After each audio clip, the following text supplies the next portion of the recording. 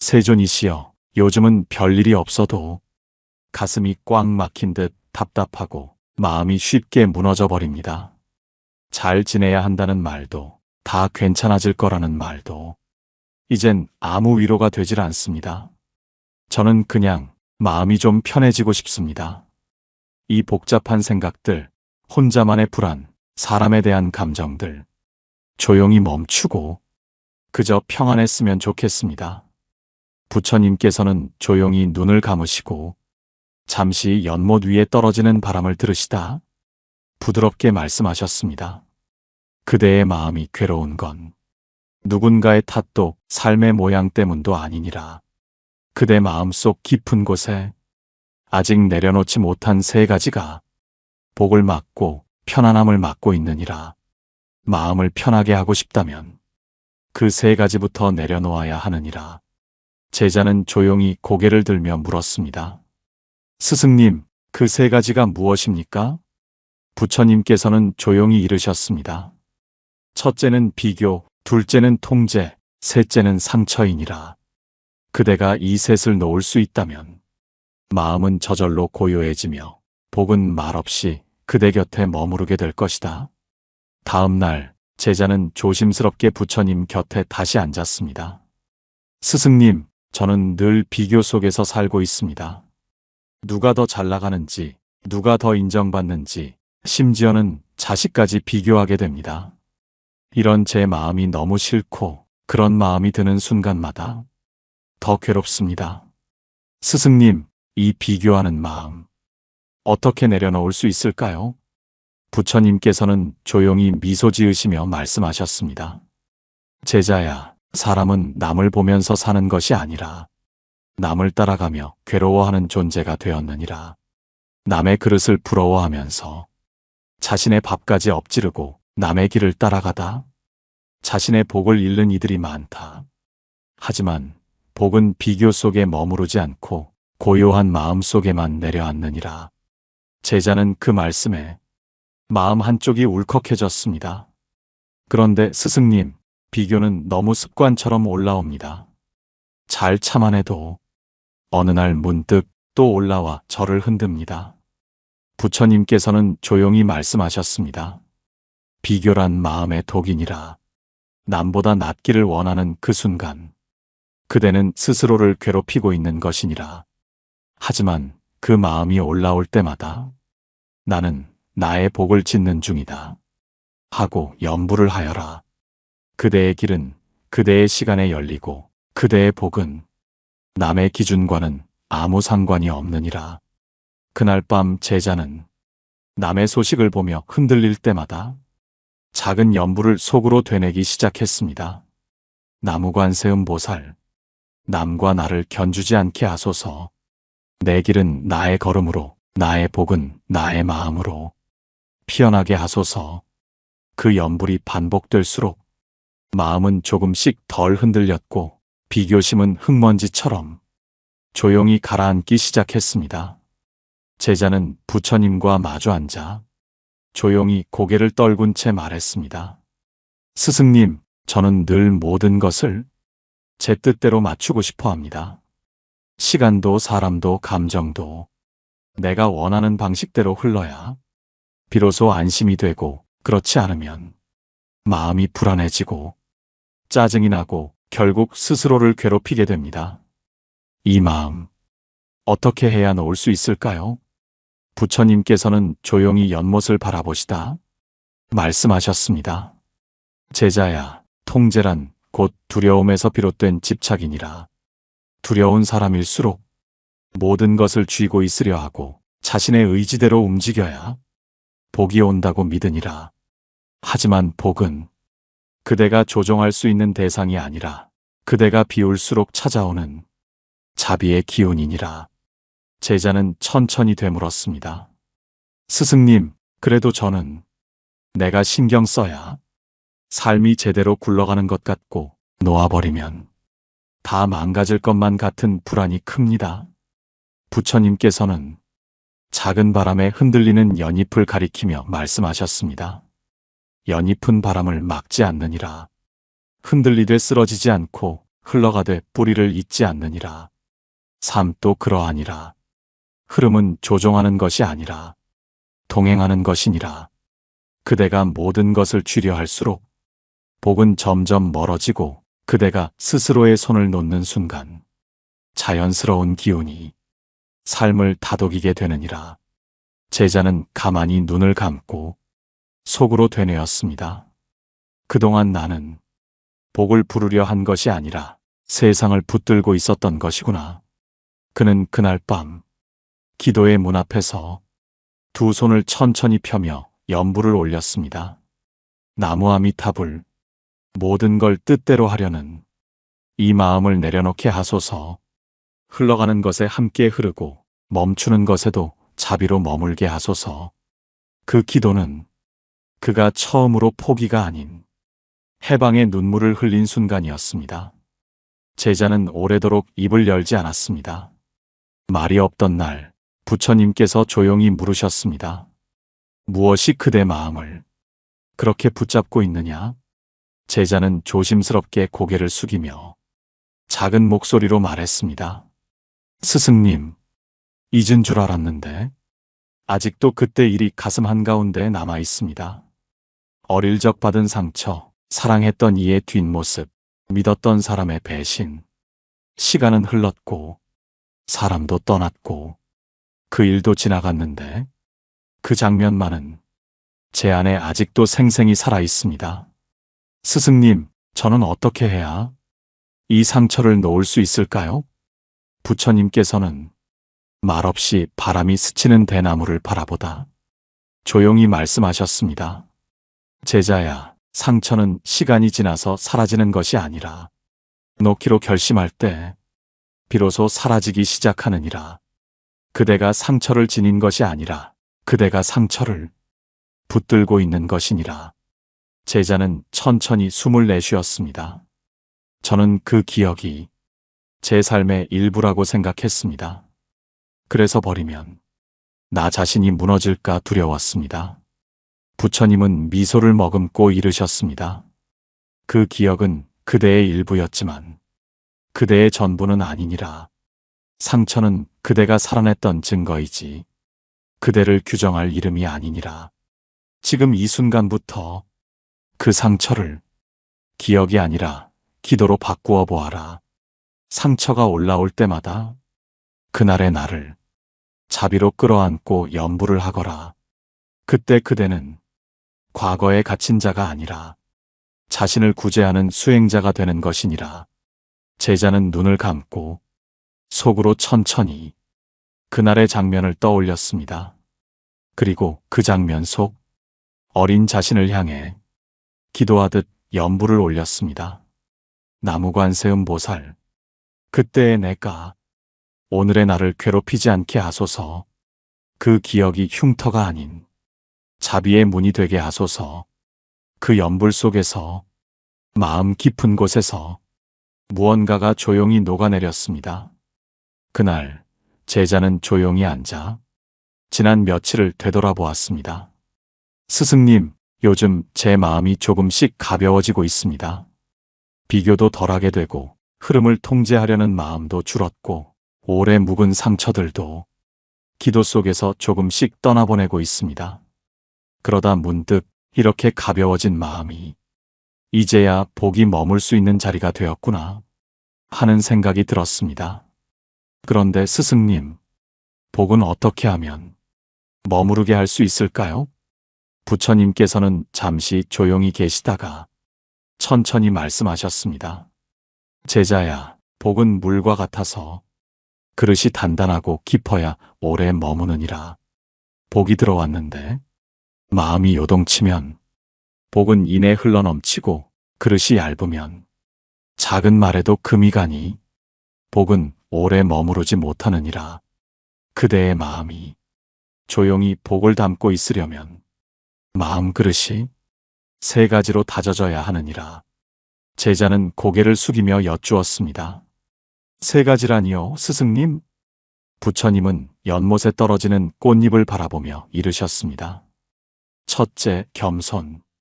복은 자신을 낮추는 자에게 머무르고 교만한 자에게는 등을 돌리느니라. 둘째, 감사. 작은 복에도 깊이 고마워할 줄 아는 마음이 복을 지키는 울타리가 되느니라.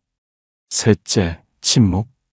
복을 드러내지 않고 조용히 간직할 줄 아는 자는 그 복이 더 커지게 되는 이치니라. 제자는 조용히 두 손을 모으며 말했습니다. 스승님, 이제야 알겠습니다. 복은 받는 것보다 지키는 것이 더 어렵고 지키는 자리에 머무는 복이 진짜 자비였다는 것을요.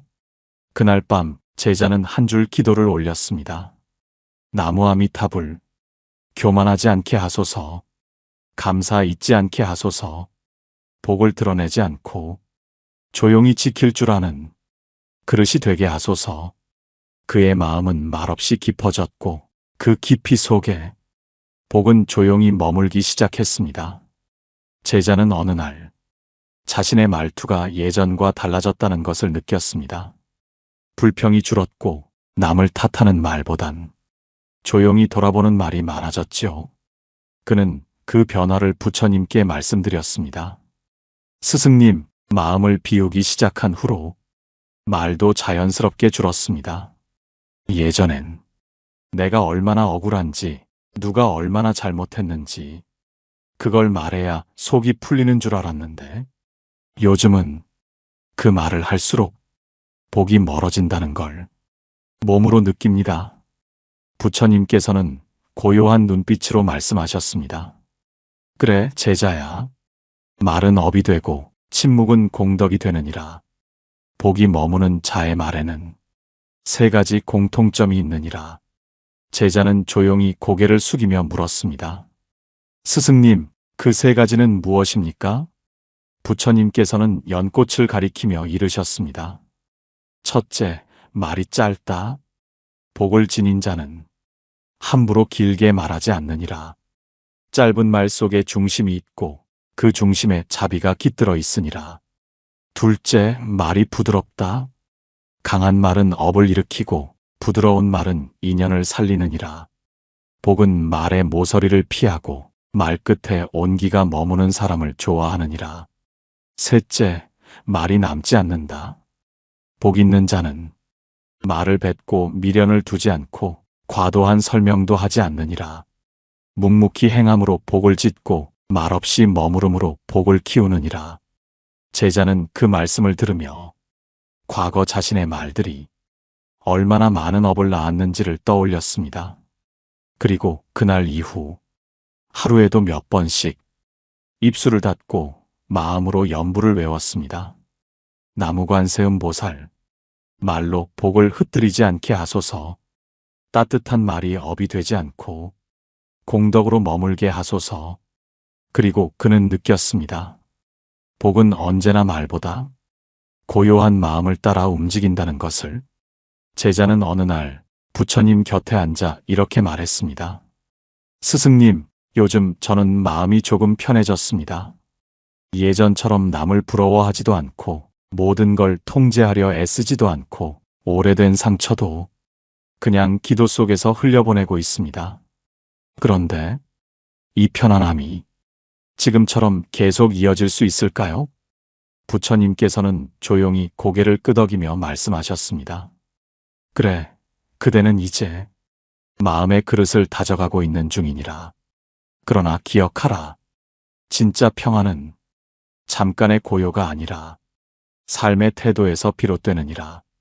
제자는 고개를 끄덕이며 물었습니다. 그렇다면 스승님, 진짜 마음이 편한 사람은 어떻게 살아가는 것입니까? 부처님께서는 손끝으로 흙 위에 작은 원을 그리며 말씀하셨습니다. 진짜 평안한 사람은 남의 말에 쉽게 흔들리지 않으며 자신의 중심으로부터 조용히 세상을 바라보느니라. 그들은 하고 싶은 말보다 해야 할 말을 택하고 억지로 관계를 이어가기보다 필요한 거리만큼만 머무르며 무엇보다도 남의 시선보다 자신의 순결을 먼저 살피느니라. 제자는 눈을 감고 조용히 말했습니다. 스승님, 저는 이제야 알겠습니다. 마음이 편하다는 건 아무 일이 없다는 뜻이 아니라 마음이 쉽게 흐트러지지 않는다는 것이었음을요. 부처님은 부드럽게 미소 지으셨습니다. 그렇다. 복은 고요한 사람에게 머물고 마음이 편한 사람은 복을 쫓지 않아도 복이 먼저 다가가느니라. 그날 제자는 처음으로 아무 일 없는 하루를 감사하게 여겼습니다. 그리고 그 조용한 밤 이렇게 연불을 올렸습니다. 나무 아미타불, 복을 부르기보다 복이 머물 수 있는 사람이 되게 하소서. 흔들리는 세상 속에서도 내 마음만은 고요히 앉아 있을 줄 알게 하소서. 그날 제자는 부처님 앞에 말없이 앉아 있었습니다. 아무 말도 없었지만 표정엔 지친 마음이 그대로 드러나 있었죠. 부처님께서는 먼저 묻지 않으셨습니다. 그저 기다리셨고 한참 후 제자가 조용히 입을 열었습니다. 스승님, 요즘 저는 아무 이유 없이 마음이 자꾸만 흔들립니다. 누가 무슨 말을 한 것도 아닌데 문득문득 외롭고 잘해보려는 마음도 어느 순간부터 사라졌습니다. 저는 왜 이렇게 스스로를 잃어가고 있는 걸까요? 부처님께서는 고요히 대답하셨습니다. 제자야, 삶은 물결과 같아서 흔들리는 것이 당연하느니라. 흔들림을 멈추려 하지 말고 흔들릴 때마다 다시 마음을 세우는 지혜를 배우거라. 마음을 세운다는 것은 감정을 없애는 것이 아니라 그 감정 속에 조용히 머무는 법을 배우는 것이니라. 제자는 고개를 끄덕이며 되물었습니다. 하지만 스승님, 그 마음을 세우는 힘은 도대체 어디에서 나옵니까? 부처님은 조용히 말씀하셨습니다. 그 마음은 한마디에서부터 세워지느니라. 지금 이대로 괜찮다. 이 한마디가 흔들리는 마음에 가장 먼저 깔아야 할 기둥이니라. 지금 이 마음도, 이 흔들림도, 이 공허함도 지나가는 구름이니 잡지 말고 그저 바라보거라. 그대는 잘하고 있느니라. 그 말에 제자는 눈물을 머금고 연불을 올렸습니다. 나무관세음 보살, 흔들려도 괜찮다고 스스로를 다독일 줄 아는 마음이 되게 하소서. 지금 이 순간 그대로 괜찮다는 그 한마디가 내 마음을 지켜주게 하소서. 그날 밤 제자는 잠들기 전에 스스로에게 작은 속삭임을 건넸습니다. 괜찮아. 지금 이대로도 복은 나를 떠나지 않았어. 100일 기도를 마친 어느 날 제자는 부처님 곁에 와서 이렇게 말했습니다. 스승님, 요즘은 참 이상합니다. 제가 특별히 뭘 하지 않아도 사람들이 저를 편하게 대해줍니다. 예전에는 불안한 기색이 얼굴에도 묻어나서 사람들이 저를 멀리하는 것 같았는데 지금은 조용히 있어도 자연스럽게 인연이 다가오는 걸 느낍니다. 그저 마음이 조금 편안해졌을 뿐인데 삶이 달라진 느낌입니다. 부처님은 고요한 미소를 지으시며 말씀하셨습니다. 그래, 제자야. 사람은 자신이 풍기는 향기만큼의 인연을 맺고 마음이 머무는 그 기운만큼의 복을 끌어당기느니라. 편안한 마음은 세상을 흔들리지 않고 바라보는 향기를 풍기고 그 향기를 맡은 사람들은 스스로 다가와 그대 곁에 머무느니라. 제자는 조용히 고개를 끄덕이며 말했습니다. 예전엔 제가 아무리 잘해도 관계가 어렵고 복도 도무지 들어오지 않았습니다. 그런데 요즘은 제가 뭘 하지 않아도 사람들이 제게 좋은 기운이 있다고 합니다. 그게 정말 제 마음이 바뀌어서 그런 걸까요? 부처님께서는 천천히 대답하셨습니다. 마음은 향기를 품고 있고 그 향기는 말보다 먼저 퍼지느니라. 그대가 마음을 다스리면 그 마음의 기운이 곧 복의 길이 되고 사람들이 그 기운에 이끌려 인연도 복도 기회도 함께 다가오게 되는 것이니라. 복은 찾아다니는 것이 아니라 그대 안에 자리를 만들어주는 것이니 그 자리가 고요할수록 복은 오래 머무르느니라. 그날 제자는 기도를 마치고 연불을 올리며 속삭였습니다. 나무 아미타불, 내 마음이 누구에게든 좋은 향기처럼 다가가게 하소서. 머무는 기운이 부드럽고 나누는 말이 따뜻하며 함께 있는 것만으로도 복이 느껴지는 사람으로 살아가게 하소서. 그날부터 그는 행복해 보이려 애쓰지 않았고 부자처럼 보이려 애쓰지도 않았습니다. 그는 그저 마음 하나를 단정히 다스리는 것만으로 복이 오는 길을 열어가고 있었던 것이었습니다. 제자는 어느 날 부처님 앞에 조용히 앉아 오랜만에 웃음을 머금었습니다. 스승님, 저는 지금 무언가를 이루지 않았지만 이룬 듯한 평안을 느끼고 있습니다. 기도한 대로 다 되진 않았지만 그저 기도한 것만으로도 마음이 고요해졌습니다. 부처님께서는 조용히 미소 지으며 말씀하셨습니다. 그래, 제자야. 마음은 복이 이루어질 때보다 복을 받아들일 준비가 되었을 때 가장 고요해지느니라. 그대는 이미 많은 것을 내려놓았고 더 이상 증명하려 하지 않으며 더 이상 애써 가지려 하지 않느니라. 그 자리에 진짜 복이 머물게 되느니라. 제자는 조용히 숨을 고르며 물었습니다. 스승님, 제가 평안하다는 건 삶이 더 이상 흔들리지 않는다는 뜻일까요? 부처님은 고요한 음성으로 이르셨습니다. 아니다. 삶은 여전히 흐르고 흔들릴 것이다. 다만 이제 그대는 흔들릴 수 있는 나무가 되었고 부러지지 않을 뿌리를 지니게 되었느니라.